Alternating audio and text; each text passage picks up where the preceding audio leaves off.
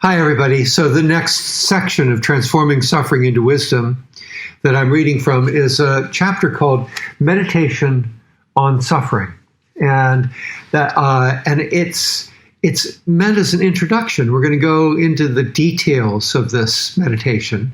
It's meant as an introduction to how to continue a meditation when stress or suffering of some kind gets in the way as you're meditating. So it's really, it's not abstract, it's not philosophical, it's very practical. And what you might do as you're listening to this chapter, even if you're watching me, you might internally be focused on, or even begin before you start to go at this reading that I'm about to do.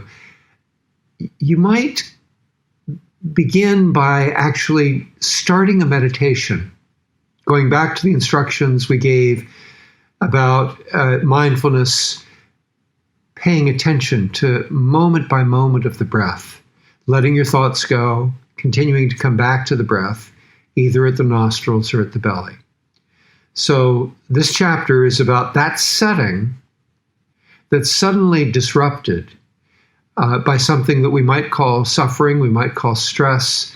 It could come in any number of forms. It could be annoyance, could be anxiety, could be lethargy. So we're going to go into more detail on this in following chapters, but this is the basic instruction. So here we go. Meditation on suffering. When we find ourselves suffering in a meditation, our first practice is to simply return to the breath. If you are capable of remaining with the breath for even half of its duration, this is generally the best practice. Notice that your mind has wandered and return to the breath. It's that simple.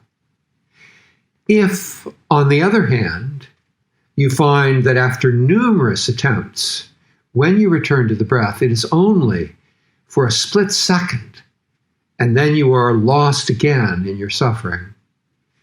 It is time to work with the third intention, to be fearless and forgiving in the midst of suffering, to let thoughts go and let feelings be. See if you can shift your awareness from the breath to the emotion that is embedded in the structure of suffering you are experiencing. See if you can find the emotion in the body and bring all of your attention to its qualities and its changing sensations. Continue to let your thoughts go while you bring your full mindful awareness to the feelings. Stay with the feelings until the suffering itself no longer plagues you. At that point, return to the breath. Attempting for too long to stay with the breath when a structure of suffering won't let you ends up repressing a feeling that will only come back more fiercely to haunt you later on. By shifting your focus to the feeling itself, free from thoughts, you will disarm the structure of suffering and decondition future structures. What's more, what your suffering is saying to you is that the only way to live in the present moment is to be with your feelings until they are no longer interested in clinging to your thoughts. There are three guises I use to do this practice. I call them the scientist, the compassionate mother, and the warrior scout.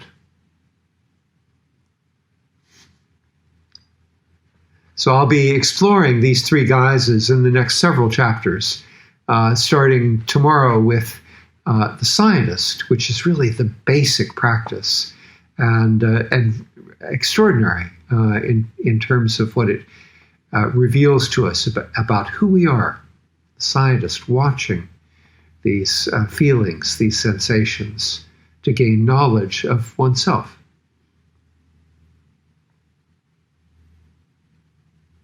Thank you.